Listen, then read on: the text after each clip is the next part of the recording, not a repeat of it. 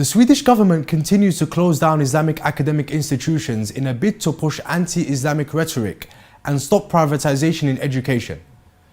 Earlier this year, the Nordic country's then educational minister told a press conference that its government had introduced a bill aiming to prohibit the establishment of so-called independent religious schools.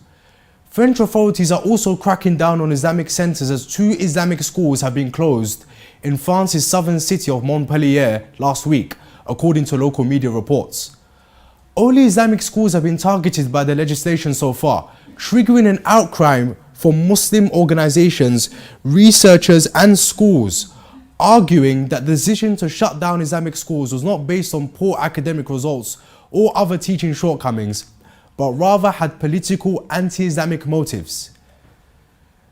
Now, joining us live from Washington DC, the manager of Freemuslim Association, Mujtaba Akhwand. Assalamu alaikum wa rahmatullah. Thank you for joining us tonight. Despite many being among the best performing schools in the country, the Swedish and French governments continue to close down Islamic academic institutions. Firstly, in your opinion, why are these governments practicing such systematically oppressive policies against Muslims? Assalamu alaikum, and thank you for having me on your program. I don't think it's so much systematic, it's one after another. Systematic is when you have a goal set up to approach a certain group of ethnicity or religious sect for a reason. But what's happening is every now and then these European governments or European countries, basically, they see pockets of extremism just popping up here, popping up in different countries, and unfortunately there is true extremism there, but somehow the lens is being brought in to portray that all Muslims are bad, but which is not true and not a fact, and the regular people know that, your neighbors know that, but there is a lack of knowledge from government side on what the true Islam is, and Muslims, regular Muslims, average Muslims, Shia or Sunni, do not portray that, do not advocate for that so much or as much as a aggressive Islamist extremist group overseas will do. So the governments have a political lens on what Islam could do to a community of people, but they do not look at the average Muslim who lives in the country. And unfortunately, they try to tackle down these places that they find. But again, we as average Muslims are being targeted because there's a lack of knowledge, again, between the regular people and the government and who's who. So there needs to be a advocacy to increase knowledge on and introduce the true peaceful aspect of Islam to the government and regular people, so they understand that Muslims do not represent these extremist groups, and extremist groups do not represent Islam. France and Germany are the European countries with the most Muslims, totaling 4.7 million, equaling 7.5% of the total population, according to anti-Muslim polling. Islam is one of the fastest growing religions in France. With this being the reality on the ground, why is Islamophobia growing so fast? And I think this contributes to my first point. People who are exposed to Muslims and who are neighbors of Muslims, who attend facilities, educational facilities with Muslims, they understand that the Muslims are fine, the teaching of Quran is fine, nothing about Islam is wrong. Now, this happens when there is, they call Islamophobia fear of Islam. I dislike that phrase. I think we should call it anti-Muslim or anti-Islam scenario. I think social media contributes to that. I think usual gossip between families contributes to that. But people who expose themselves to Muslims, they understand that Muslims are peaceful people. They're nice, they're loving, they're caring, they could be trusted. But when that gap expands, then the lack of knowledge expands, and unfortunately, we see people not communicating, people not knowing of each other, people taking what they see on social media as a rhetoric that they should trust, and how they should behave towards someone they see on the street, and that should be eradicated. That should be something that we work on, and spread the knowledge that the general knowledge that Islam is a religion of peace. Islam is not what some extremist group portrays to be overseas.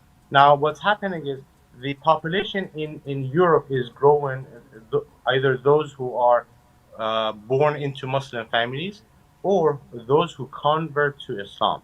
Now, this is interesting because those who convert to Islam are those who expose themselves and are educated about the beauties of Islam, and they accept Islam as a religion. Now, we cannot blame people for doing research and finding what's good for them, and no Muslim or no ethnicity or no one that believes in any religious school of thought should tolerate any discrimination act against them just because someone finds out their religion beautiful. Now, the rhetoric and the scenario that it's portrayed on social media or from or on behalf of extremist groups overseas scares people. Of course it does, and it should. But average Muslims, 99.9 percentage of Muslims who live in the West, or those who are exposed to Islam, or those who convert to Islam, don't think that way, and they enjoy reading teachings of Islam and how Islam teaches us to be better human beings, to take care of other people, to be loving and caring. November is Islamophobia Awareness Month, as I'm sure you're aware. This highlights discrimination against people of the Islamic faith and showcases the positive contributions of Muslims to society. In summary, what message would you like to deliver to those governments who practice anti-Muslim policies? I'll make it very short and simple, and I appreciate November being the month that this spread of knowledge is happening. But I will make it very short and simple for governments and for average people. Let Muslims alone to excel in science, to excel in other fields of education, in chemistry. Muslims throughout the past in history, when they were left alone and they were not targeted so much, they excelled so much, and so did the science, so did chemistry, so did physics, so did astronomy. So there are so many different fields of science that have excelled when Muslims were allowed to excel in those fields based on teachings of either Ahlul Bayt or Prophet, peace be upon him, and his progeny, or Quran. There are so many different indications that Muslims could be pioneers of science. But unfortunately, when they are targeted to either be scary or to be someone who you fear of, or you're not able to communicate with, or they should be segregated in a way in the country, when that happens and it's politicized and it has taken this political shield on it, and it's due to some extremist group overseas, unfortunately we lose the chance to allow Muslims to be part of this advancement that the society needs. The UN has so many goals that they try to reach by 2030, but if we all collectively focus on betterment in the society, we'll get much farther than trying to point fingers due to one apple being bad, saying that the entire orchard is bad.